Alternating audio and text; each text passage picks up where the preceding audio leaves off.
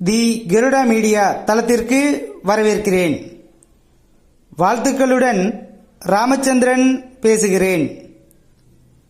இந்த பதிவில் நாம பார்க்க இருப்பது மேசராசி, கடகராசி, சிம்மராசி, விருச்சிக ராசிக்காரர்கள் 1/6/2024 சனிக்கிழமை அன்று சனி பகவானை வழிபடுவதால் ஏற்படும் நன்மைகள் பற்றி பார்ப்போம்.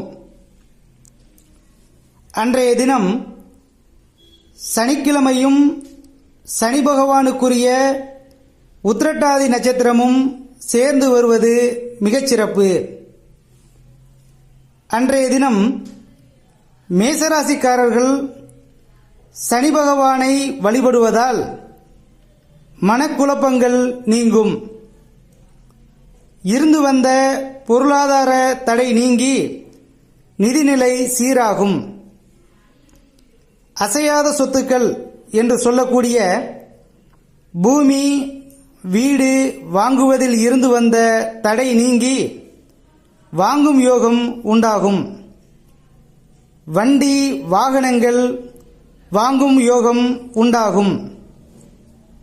கை, கால், நரம்பு சம்பந்தமான தொந்தரவுகள் நீங்கி ஆரோக்கியம் மேம்படும்.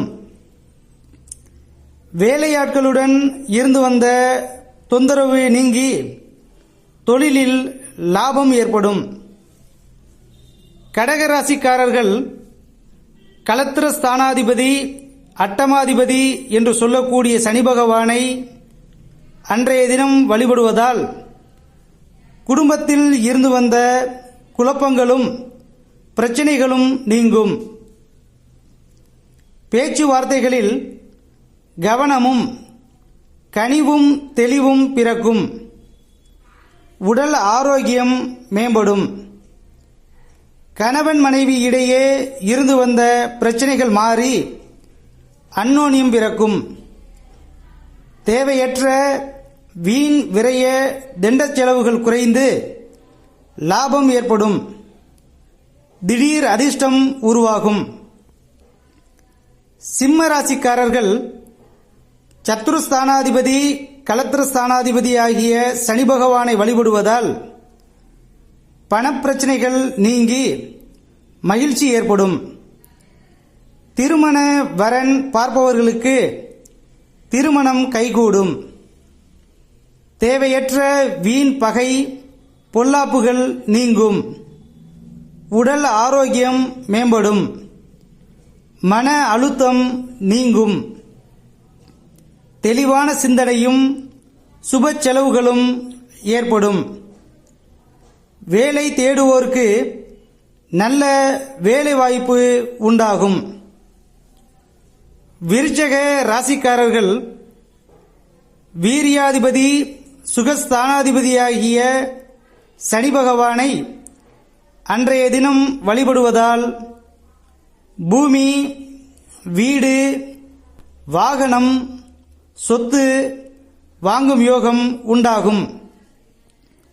வீடு கட்டக்கூடிய அல்லது வீடு மராமத்து பார்க்கக்கூடிய வாய்ப்பு உண்டாகும். எடுக்கும் காரியங்கள் யாவும் சித்தியாகும். தாய் தந்தையர் உடல் ஆரோக்கியம் மேம்படும். வம்பு வழக்குகளில் சாதகமான சூழ்நிலை உருவாகும். சிந்தையில் குழப்பங்கள் நீங்கி தெளிவும், செய்யும் செயல்களில் வெற்றியும் கிடைக்கும். மீண்டும் ஒரு நல்ல தலைப்பில் சந்திப்போம்.